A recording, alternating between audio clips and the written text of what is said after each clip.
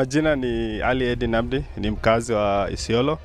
Ningependa kuwapatia ujumbe ya heri njema kwa Waislamu wote dunia mzima kwa kumaliza mwezi mtukufu wa Ramadhani.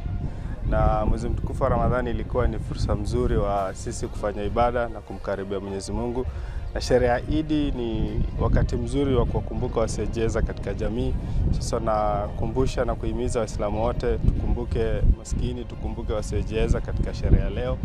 Na ningependa pia kuwaombea hekima viongozi wetu, kwa sababu pia kazi ya uongozi sio rahisi.